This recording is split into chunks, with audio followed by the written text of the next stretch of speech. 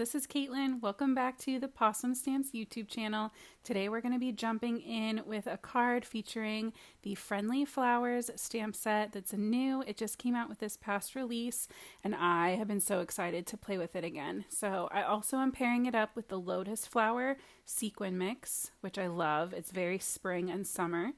I'm also bringing in the graphic chevron as my backup for my background, and I'm going to be working with a combination of alcohol ink friendly paper for my Copic coloring of my florals, as well as some 80-pound white cardstock that I'm going to use for my mini Slimline card base and my mini Slimline panel that we're going to be turning into our front flat shaker. So I'm starting off with a piece of paper that is 6.5 by 7 inches. We're going to score it, it's 6 by 7 inches. We're going to score it at the 3.5 mark on the 7-inch side, so that way we get our 3.5 by 6 inch mini Slimline card base. And then this front panel measures the same, so that's 6 by 3.5. And I attached my stencil to it from the back using some washi tape. I just find that this really helps me to keep these more intricate stencils in place while I'm doing my ink blending, and helps me to make sure I don't get my fingers all inky. I'm starting out with my yellow shade and then moving into this lime green through the middle.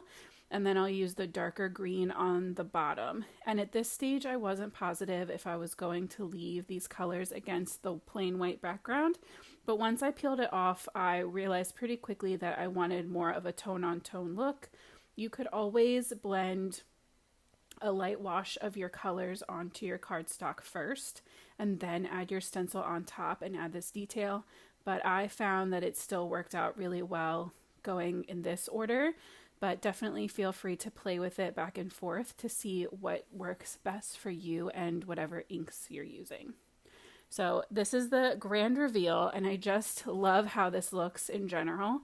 But like I said, the white was just a little too stark for how much of a color pop I wanted from this card. So I'm going in really lightly with that yellow over the yellow areas, the lime green over the limey areas, and that darker green kind of at the bottom. I thought it would be easier to work from both edges first and then bring that middle color just through the center. And I at first was also planning on leaving it like this, where the edges kind of stop and have a blank space. But I end up going back in to continue the pattern off of the panel because I decided that I was not going to trim this down at all. I was going to leave this as a full card sized shaker panel. So if you're going to trim down and have like a mat around your shaker panel, you don't need to worry about relining this up, but you can see how easily and quickly it was to just continue that pattern over through the side just a little bit.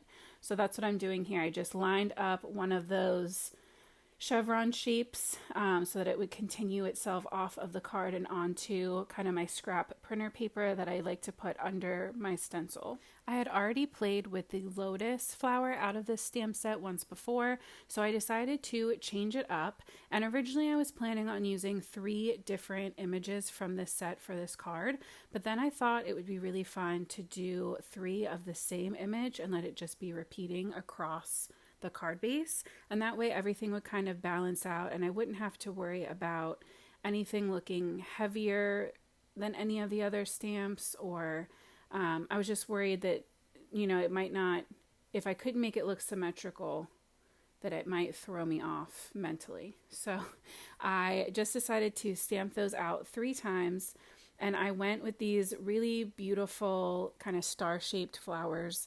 I decided to give them kind of a tropical feel. So I went with yellows and the pink and the green to match in with my sequin mix. But obviously these kind of flowers are amazing. All of the flowers in this stamp set are great because you can color them to be however you want. So I'm starting out with all of my greenery. I went in with some YG markers just to keep it really kind of light and fresh. Definitely on that more summery and spring side. This also pulls in the lime green on our background as well as in that sequin mix. I definitely let the sequin mix kind of dictate our color scheme for today, and that's something that I really love to do. If I'm not feeling completely inspired for a color scheme, I don't have anything kind of in mind, I like to let something like an embellishment or a pattern paper or a sequin mix be the thing that helps me kind of make up my mind and pick a direction. So for this stamp, I decided I wanted my flowers to be more on that yellow side. And so to bring in that pink from the sequin mix, I am adding just one solid shade of pink all the way across this background, just filling in those boxes. I think this is just a really fun way to bring in an extra color and really simply add a little more pop to your image. I went in with very soft yellows for these yellow shades. I wanted it to be kind of like a white flower tinged with yellow more than like a bold sunflower yellow. So I just went really lightly in with those really light Y markers, and then went in with some colorless blender just to make sure that everything was blended really nicely and smoothly. I did decide that it needed just a tiny bit more pop of yellow towards the center, so I just added a little accent of that. And then right to the very center of each flower, I used that same pink shade to dot in a little bit of extra pink. Then I used the coordinating die to cut this out. I just did that 3 times right through my die cutting machine. And just like that, I had my 3 perfect images ready to go, and we're going to start building up our shaker element. This is one of my favorite things to do in card making. I think it just adds such a huge impact without having to do a ton of work. So before I can do my actual shaker panel, I need to get my sentiment taken care of. And so I decided to stamp that directly onto my stenciled panel.